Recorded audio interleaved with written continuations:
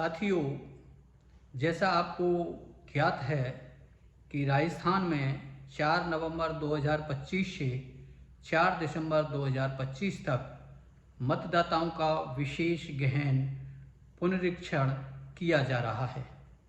जैसा आपने न्यूज़पेपर में, टीवी पर व सोशल मीडिया पर भी अवश्य इस संबंध में सुना होगा।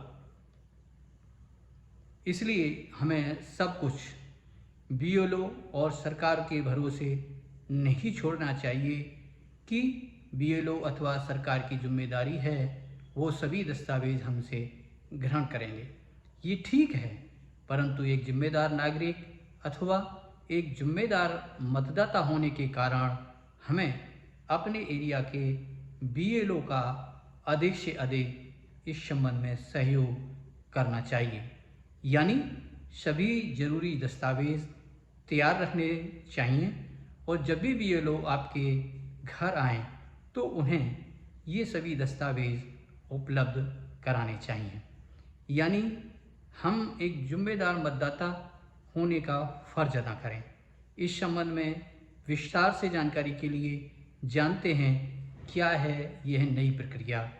इसके संबंध में अवश्य विस्तार से सुनिए। का वोटर है तो ये जानकारी उनके लिए बहुत बहुत जरूरी है। चुनाव आयोग ने सिर नाम का एक नया अभियान शुरू किया है जो सीधे तौर पर वोट देने के अधिकार से जुड़ा हुआ है।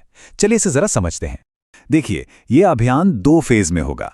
पहला फेज 4 नवंबर 2025 से शुरू होगा, जिसमें बूथ लेवल ऑफिसर्स यानी बीएलओज घर घर आकर वोटर्स की जानकारी को वेरीफाई करेंगे। अब इस पूरी प्रक्रिया का जो आधार है वो बहुत सरल है।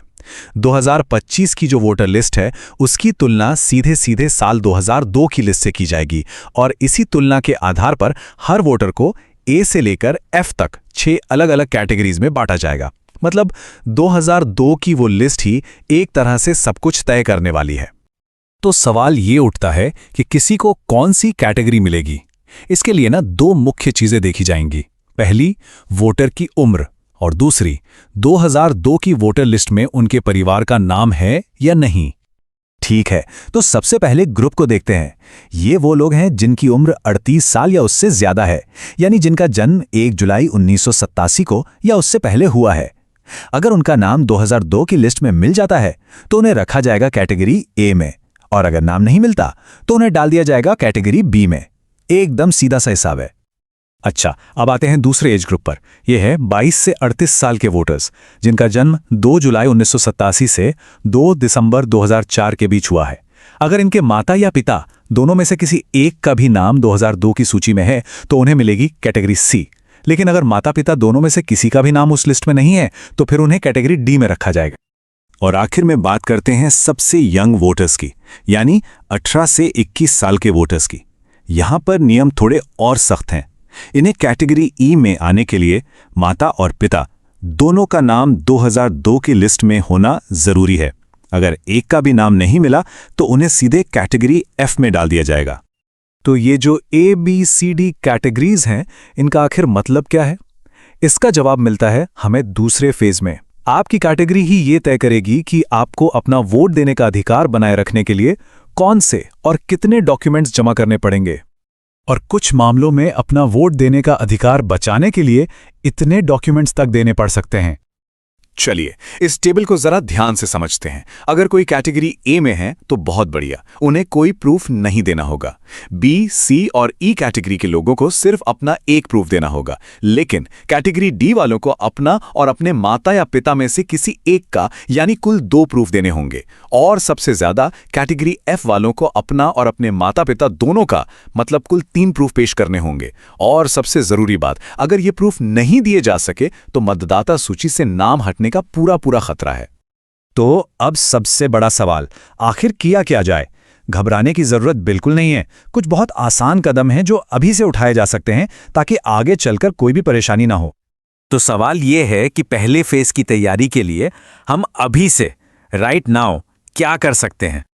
देखिए, हमारा लक्ष्य होना चाहिए कि हम सबसे आसान कैटेगरीज ए, सी और ई में आ जाएं। इसके लिए क्या करना होगा?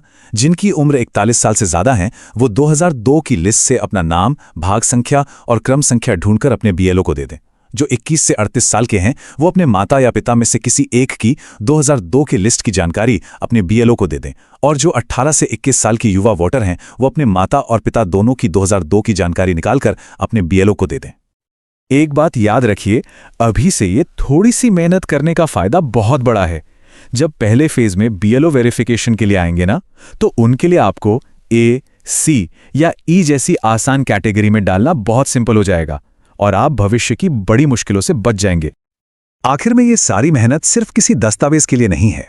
जैसा कि इस गाइड में कहा गया है, ये इसलिए है ताकि हमारा वोट देने का अधिकार बरकरार रहे और हम लोकतंत्र को बचा सकें। तो जागरूक रहिए, अपनी जानकारी तैयार रखिए और इस जरूरी संदेश को दूसरों तक भी जरूर पहुंचाइए।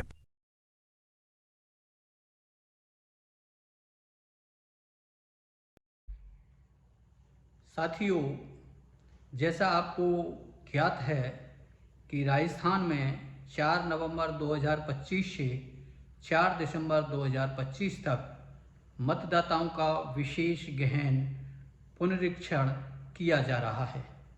जैसा आपने न्यूज़पेपर में, टीवी पर व सोशल मीडिया पर भी अवश्य इस संबंध में सुना होगा। इसलिए हमें सब कुछ बीएलओ और सरकार के भरोसे नहीं छोड़ना चाहिए कि बीएलओ अथवा सरकार की जिम्मेदारी है वो सभी दस्तावेज हमसे ग्रहण करेंगे। ये ठीक है, परंतु एक जिम्मेदार नागरिक अथवा एक जिम्मेदार मतदाता होने के कारण हमें अपने एरिया के बीएलओ का अधिक से अधिक इस संबंध में सहयोग करना चाहिए। यानी सभी जरूरी दस्तावेज तैयार रखने चाहिए और जब भी बीएलओ आपके घर आएँ तो उन्हें ये सभी दस्तावेज उपलब्ध कराने चाहिए। यानी हम एक जिम्मेदार मतदाता होने का फ़र्ज अदा करें। इस संबंध में विस्तार से जानकारी के लिए जानते हैं क्या है यह नई प्रक्रिया।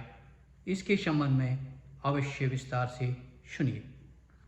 का वोटर है तो ये जानकारी उनके लिए बहुत बहुत जरूरी है। चुनाव आयोग ने सिर नाम का एक नया अभियान शुरू किया है जो सीधे तौर पर वोट देने के अधिकार से जुड़ा हुआ है। चलिए इसे जरा समझते हैं।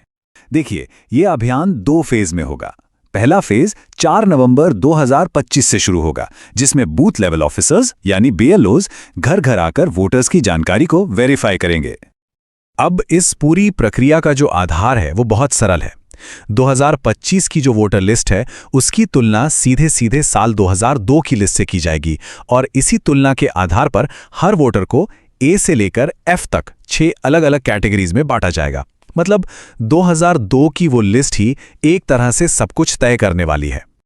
तो सवाल ये उठता है कि किसी को कौन सी कैटेगरी मिलेगी। इसके लिए ना 2 मुख्य चीजें देखी जाएंगी। पहली, वोटर की उम्र, और दूसरी, 2002 की वोटर लिस्ट में उनके परिवार का नाम है या नहीं। ठीक है, तो सबसे पहले ग्रुप को देखते हैं। ये वो लोग हैं जिनकी उम्र 38 साल या उससे ज्यादा है, यानी जिनका जन्म 1 जुलाई 1987 को या उससे पहले हुआ है। अगर उनका नाम 2002 की लिस्ट में मिल जाता है तो उन्हें रखा जाएगा कैटेगरी ए में, और अगर नाम नहीं मिलता तो उन्हें डाल दिया जाएगा कैटेगरी बी में। एकदम सीधा सा हिसाब है। अच्छा, अब आते हैं दूसरे एज ग्रुप पर। यह है 22 से 38 साल के वोटर्स, जिनका जन्म 2 जुलाई 1987 से 2 दिसंबर 2004 के बीच हुआ है।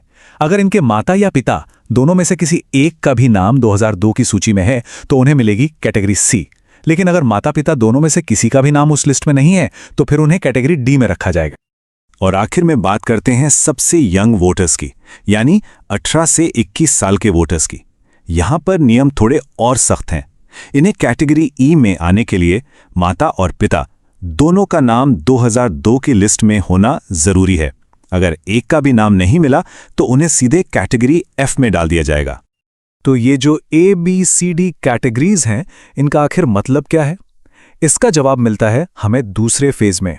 आपकी कैटेगरी ही ये तय करेगी कि आपको अपना वोट देने का अधिकार बनाए रखने के लिए कौन से और कितने डॉक्यूमेंट्स जमा करने पड़ेंगे, और कुछ मामलों में अपना वोट देने का अधिकार बचाने के लिए इतने डॉक्यूमेंट्स तक देने पड़ सकते हैं। चलिए इस टेबल को जरा ध्यान से समझते हैं। अगर कोई कैटेगरी ए में है तो बहुत बढ़िया, उन्हें कोई प्रूफ नहीं देना होगा। बी, सी और ई कैटेगरी के लोगों को सिर्फ अपना एक प्रूफ देना होगा, लेकिन कैटेगरी डी वालों को अपना और अपने माता या पिता में से किसी एक का यानी कुल 2 प्रूफ देने होंगे। और सबसे ज्यादा कैटेगरी एफ वालों को अपना और अपने माता पिता दोनों का मतलब कुल 3 प्रूफ पेश करने होंगे। और सबसे जरूरी बात, अगर ये प्रूफ नहीं दिए जा सके तो मतदाता सूची से नाम हटने का पूरा खतरा है। तो अब सबसे बड़ा सवाल, आखिर किया क्या जाए? घबराने की जरूरत बिल्कुल नहीं है। कुछ बहुत आसान कदम हैं जो अभी से उठाए जा सकते हैं ताकि आगे चलकर कोई भी परेशानी ना हो। तो सवाल ये है कि पहले फेज की तैयारी के लिए हम अभी से राइट नाउ क्या कर सकते हैं? देखिए, हमारा लक्ष्य होना चाहिए कि हम सबसे आसान कैटेगरीज ए, सी और ई में आ जाएं। इसके लिए क्या करना होगा? जिनकी उम्र 41 साल से ज्यादा है वो 2002 की लिस्ट से अपना नाम, भाग संख्या और क्रम संख्या ढूंढकर अपने बीएलओ को दे दें। जो 21 से 38 साल के हैं वो अपने माता या पिता में से किसी एक की 2002 की लिस्ट की जानकारी अपने बीएलओ को दे दें। और जो 18 से 21 साल की युवा वोटर हैं वो अपने माता और पिता दोनों की 2002 की जानकारी निकालकर अपने बीएलओ को दे दें। एक बात याद रखिए, अभी से ये थोड़ी सी मेहनत करने का फायदा बहुत बड़ा है। जब पहले फेज में बीएलओ वेरिफिकेशन के लिए आएंगे ना, तो उनके लिए आपको ए, सी या ई जैसी आसान कैटेगरी में डालना बहुत सिंपल हो जाएगा और आप भविष्य की बड़ी मुश्किलों से बच जाएंगे। आखिर में ये सारी मेहनत सिर्फ किसी दस्तावेज के लिए नहीं है। जैसा कि इस गाइड में कहा गया है, ये इसलिए है ताकि हमारा वोट देने का अधिकार बरकरार रहे और हम लोकतंत्र को बचा सकें। तो जागरूक रहिए, अपनी जानकारी तैयार रखिए और इस जरूरी संदेश को दूसरों तक भी जरूर पहुंचाइए।